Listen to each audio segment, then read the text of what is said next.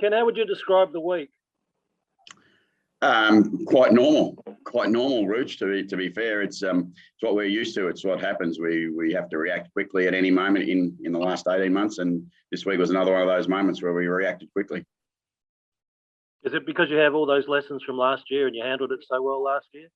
Yeah, I think we've got good knowledge. Everyone in the competition's now got great knowledge of what can happen and how quickly it can happen. So you're always somewhat prepared for an unexpected emergency.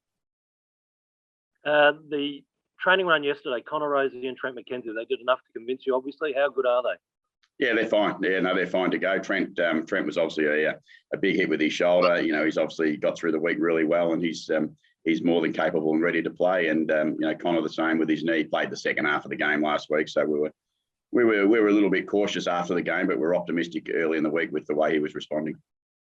And Sam May's rewarded for the moment, or rewarded because of bigger form? Oh no, he's been as consistent a player as we've had at SANFL level, and good on him last week. Came in and had an impact for us. He deserves his opportunity. We've had some challenges with personnel, and Sam's been able to come in and play in a number of positions whenever we've needed.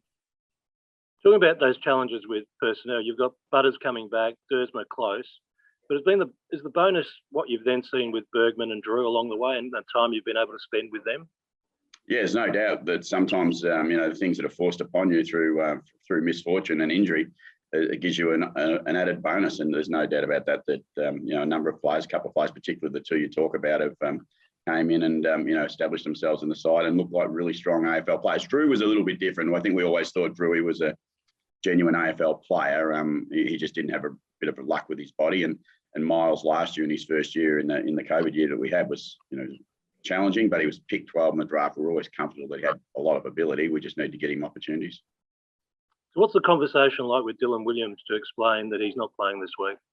Yeah, it's pretty simple. It's pretty clear for Dill. It was a great opportunity for him last week to get a taste of AFL football, and one of the things we wanted for him was to understand the physical challenges of playing AFL football. And look, it was a tough day for him, a hard day. He got Dane Rampe, is a pretty big matchup for him, but I think every opportunity he now gets, and I'd love to see his progression going back to the SANFL and having the ability to work a little harder, a little stronger for longer, and not just have to be playing a deep forward role. So that's his challenge, is to grow his game, because it's harder for him to play in the role he's played SANFL at AFL level consistently.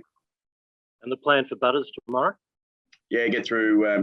It's really good news, and to get him through and get him in and playing a game of football, just to let him go out there, have a bit of freedom. Look, Zach will play the way Zach plays. There's no controlling him. He's just the way he plays. He'll go after it pretty hard. He trained really impressively both Tuesday and Thursday. He's pushed really quickly, which is great for us and great for Zach. But he'll just go out and play a normal game of football, I'd imagine, and give himself every opportunity to come into the AFL side. Full minutes or controlled minutes with Butters? No, well, they'll be controlled to some extent, but they won't be controlled massively. They'll be more controlled around, the opportunities, what next week may present for us and for him, managing him into a potential 5-day break. You saw a couple of weeks ago how emotional a team can get for a club champion with Robbie Gray 250. Is it difficult to deal with Hawthorn when they've got Sean Burgoyne at 400? There's no doubt that will be a massive factor in the Hawthorn's preparation. It can't be in ours. It can't be at all a part of our factoring. We just go out there and play the game that we need to play, with the greatest respect to Sean. He's been a champion of our club as well and premiership player. The time for congratulations and, acknowledging what Sean's done is once the game's done and won by us. And, we unfortunately, we want to be a bit of a party pooper for Sean and the Hawks in this game, because we need to be. And, but Sean, as I said, without going too much into Sean Burgoyne, been an absolute champ of the game, and he's just a fantastic person. We wish him all the best for the game, and we wish him all the best for the rest of the year, but we just don't want him to win tomorrow night. Hawthorn also got pretty impressive win over GWS last time out. I mean, does that combine with, Sean's 400 game make it a real kind of, danger game for you, for the team?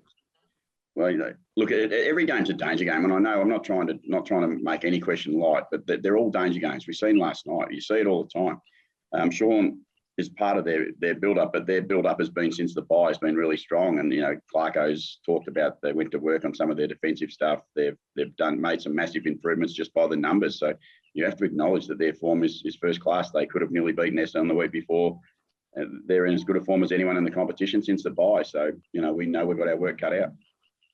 And just on Butters, would you say he's 100% to be able to come back? It seems like, going from Monday's listed as TBC and then to be able to play Stanford, it seems like there's been a pretty big progression there. Is he 100? Would you say he's 100% or? Yeah, no, look, his progression's been consistent over 6 or 8 weeks now. So what we've always been mindful of, so we're never sure how this was going to behave. So to be accurate with our injury assessment was really difficult. We knew as soon as Zach was ready that he would come quick. And we thought, we've said over the last couple of weeks, what I've seen at training is I'm going, why can't he play? He looks like he's ready to play almost. And, this week it's just got to a point where there's nothing more to be proved for him running around at training. He just needs to go and play some footy. Ken, what have you noticed of Hawthorn this year that is different to the Hawthorn we knew that would win premierships? Oh, that's probably too big a question for me to answer. There's so much of a personnel change and everything, but they're building again, and they're building the young side. And, Clarko's embraced the opportunity, I think, to continue to build the team. And, he's starting, it appears to me that he's starting from really sound foundations of strong defence and, an opportunity to use the ball when they come without too much risk. I shouldn't comment. Alistair Clarkson's a genius at what he does. So I just know that they're improving each week. Ken, just none of us really know what's going on, but what's the plan post-game? Hopefully to come back and then business as usual from Sunday? Yeah, we think so. We think so. But we, again, as you said, when none of us are really accurate, so with everything, you've got to be a little bit cautious. But yeah, we expect that we'll play the game tomorrow night and we'll fly back home on Sunday in preparation for our next game. Apologies if you touched on it already, Ken. I missed the first couple of questions. But do you have some clarity on that next game? Only as much as we had before this week, and that was that we would be playing Melbourne on the Thursday night, most likely, and then that would be in Adelaide. So unless something changes, that's kind of what we're expecting. 5-day breaks. You got used to them a little bit last year. Would that be a fair assessment? I think everyone's got used to them to a point. Everyone's capable of handling them, and it's just a matter of, again, part of the competition that we play in now, and they're quite normal. They're a challenge for you physically, but you just got to prepare well and recover really well. I wanted to ask you about the two boys coming in. What did they do to tick that box for you to get recalls? Oh, it's a pretty simple answer. Their form is at a level that we think that they can help us, and that they bring us something to our game that we need. And at the moment, we think both them boys have got stuff that will make us better tomorrow night, and that's the overriding factor for us, is an opportunity to help us be stronger.